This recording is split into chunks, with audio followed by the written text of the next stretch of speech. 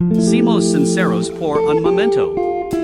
Cuando esa persona se alejó de tu vida, no lo hizo porque fueras alguien común. No así fue porque fueras fácil de reemplazar. Y definitivamente no así fue porque te faltara algo. Se fue porque lo que tu ofreces requería profundidad. Y la profundidad pesa para alguien que está acostumbrado a mantenerse emocionalmente superficial. En ese momento probablemente lo sentiste como un rechazo. Quizás pensaste que no eras suficiente. Tal vez repasaste conversations una y otra vez en tu mente. Te preguntaste si tu intensidad era demasiado, si amar profundamente era el problema. Pero hay algo que casi nadie te dice. Las personas evitativas no huyen de lo común. Huyen de lo raro. Y la vida tiene una forma curiosa de demostrar esa verdad con el tiempo. Porque cuando alguien como tú desaparece de su vida, el silencio que queda después no siempre se siente en paz. Al principio puede parecer libertad. Pero con el tiempo empieza a resonar como un eco. Y los ecos tienen una forma extraña de recordar a las personas lo que perdieron. Esto no se trata de venganza. No se trata de demostrar quién tenía razón. Se trata de entender un patrón psicológico que se repite una y otra vez. Las personas evitativas muchas veces regresan. No porque hayan cambiado de la noche a la mañana, sino porque la vida empieza a mostrarles que aquello que dejaron ayer no era fácil de encontrar otra vez. Justo después de la ruptura, probablemente parecen tranquilos, compuestos, casi como si nada les hubiera afectado. Tal vez incluso parecen más ligeros. Pero eso es solo la ilusión de la libertad. Cuando alguien evitativo se distancia emocionalmente, siente una especie de alivio. El espacio se siente poderoso. La independencia se siente segura. No hay nadie haciendo preguntas profundas. No hay nadie exigiendo responsabilidad emocional. No hay nadie lo suficientemente cerca como para ver sus miedos. Y por un tiempo, eso se siente como alivio. Pero hay algo importante. El alivio no es lo mismo que la felicidad. El alivio es simplemente la ausencia de presión. La felicidad es la presencia de conexión. Y esas dos cosas no son lo mismo. Mientras tú estabas enfrentando el dolor de la pérdida, procesando cada emoción en tiempo real, esa persona estaba viviendo en un silencio emocional temporal. Confundieron ese silencio con paz. Se convencieron de que era mejor así. Más fácil. Menos complicado. Se dijeron a sí mismos que el amor no debería ser tan intenso. Que la profundidad era drama. Que la cercanía era asfixiante. Pero con el tiempo, esa sensación de alivio empieza a cambiar. El silencio se alarga. Las distractions desaparecen. Y lo que antes parecía libertad, poco a poco comienza a sentirse como vacío. Entonces liga otra etapa.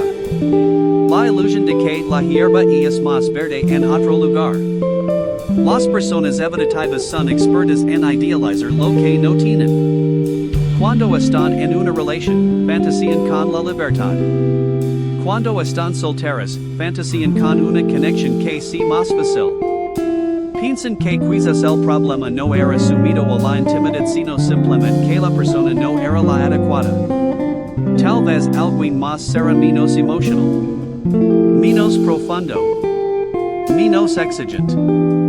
Y durante un tiempo, incluso pueden encontrar algo así. Conversations superficials. Connections ligeras. Nada de conversations profundas. Nada de expectativas. Y nuevamente, se siente tranquilo. Pero tranquilo no siempre significa significativo. Y lo manejable no siempre significa satisfactorio. Las mismas cosas que antes pensaban que eran demasiado en ti. Tu inteligencia emocional. Tu capacidad de entender lo que no es dice. deseo de una conexión real. Son exactamente las cosas que creen profundidad. Y la profundidad es lo que convierte una conexión en algo inolvidable. Tú eres raro. Porque no solo estabas presente. Eres consciente. No solo eres cariñoso. Eres intentional. Y cuando alguien cambia profundidad por simplicidad, la diferencia. Y ahí es cuando comienza la comparación silenciosa. Tal vez no lo digan en voz alta. Tal vez ni siquiera se den cuenta conscientemente de que lo están haciendo.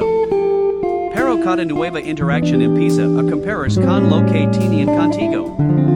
La manera en que entendías esos estados de ánimo sin que tuvieran que explicarlos. La forma en que siempre estabas presente. Como las conversaciones contigo nunca se sienten vacías. La forma en que te importaban las cosas, casi de manera instintiva. Y aquí aparece la ironía. Las mismas cualidades que antes los abrumaban. Empiezan a convertirse en el estándar. Porque ahora están viviendo experiencias donde falta esa resonancia emocional. Empiezan a notar lo que falta. Tal vez hay química, pero no hay seguridad. Tal vez hay atracción, pero no hay alineación emocional. Tal vez es divertido, pero superficial. Y lo superficial solo entrechen por un tiempo.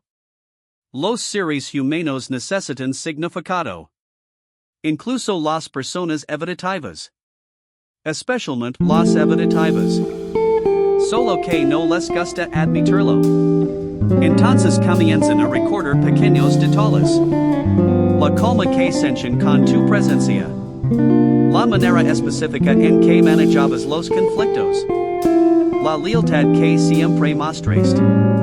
La paciencia que tenías cuando ellos se alejaban. Estos recuerdos no llegan todos al mismo tiempo. Aparecen en fragmentos en a canción al azar. Una noche silenciosa. Un día estresante en el que desearían que alguien los entendiera como tú lo hacías. Y cada uno de esos momentos empieza a romper la historia que se contaron sobre por qué era más fácil. Eventualmente, el vacío emocional se vuelve imposible de ignorar.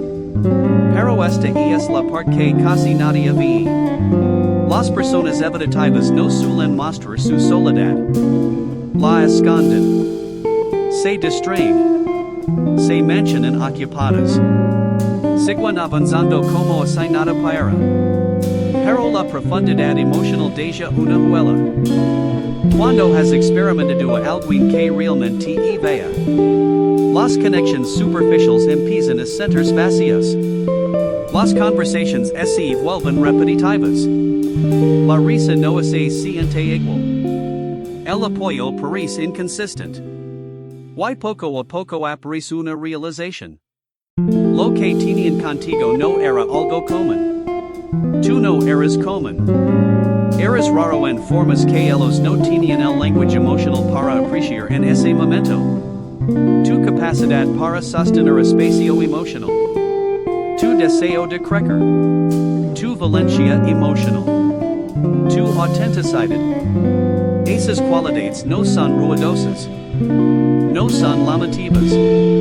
Pero son profundamente poderosas. Y cuando alguien pierde ese tipo de presencia, la vida empieza a mostrar el contraste. Aparecen momentos de estos. Cuando nadie aparece como tú lo hacías.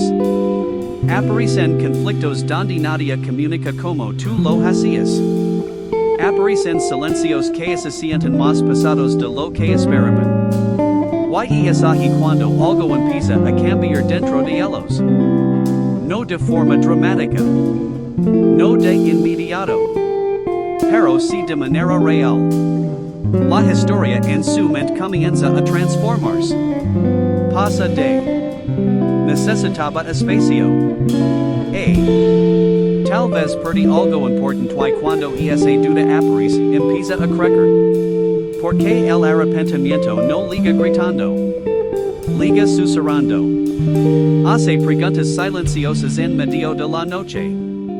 Reproduce recuerdos con una nueva perspectiva. Reinterpreta discusiones con más maduras.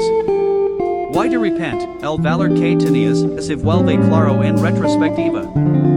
Why la retrospectiva tiene una claridad brutal. Pero hay algo importante que debes entender. Esto no se trata de esperar a que sufran. Se trata de comprender que lo raro muchas veces necesita tiempo para ser reconocido. Los diamantes no se reconocen en la oscuridad. Necesitan luz. Why a veces, la única manera en que alguien ve tu valor es cuando entra en un mundo donde ese valor ya no está. Tú eres emocionalmente disponible en un mundo que recompensa la distancia. Eres constante en una cultura llena de inconsistencia. Eres aquí es donde entra en juego algo que muchos llaman el efecto del arrepentimiento tardío. Mientras tú estabas viviendo el dolor en tiempo real, ellos lo pospusieron. Las personas evitativas suelen guardar sus emociones en un cajón mental etiquetado como después. Se mantienen ocupadas. Se distraen con trabajo, con amigos, con nuevas experiencias. Se convencen de que están avanzando. Pero las emociones no procesadas no desaparecen. Solo esperan. Why cuando finalmente regresan, no lo hacen suavemente. Aparecen meses después. Cuando la novedad ya desapareció. Cuando las distracciones ya no distraen tanto. Cuando la vida se vuelve lo suficientemente tranquila como para reflexionar. Why de repente empiezan a sentir lo que tú sentiste hace mucho tiempo. La ausencia. Las preguntas. La sensación de perdida. Why aquí está la ironía. Para ese momento, tú ya habrás pasado por lo más difícil. Ya habrás logrado. Ya habrás enfrentado la confusión. Ya habrás empezado a reconstruir tu identidad sin ellos. Mientras ellos apenas están entrando en la tormenta emocional.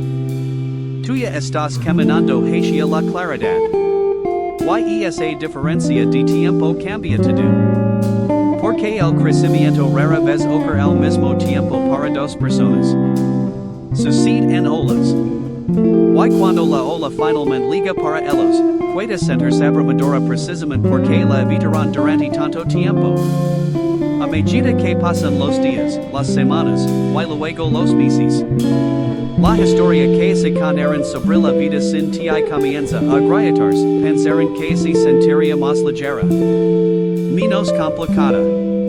Tal vez incluso emocionante. Pero la realidad no siempre coincide con las expectativas.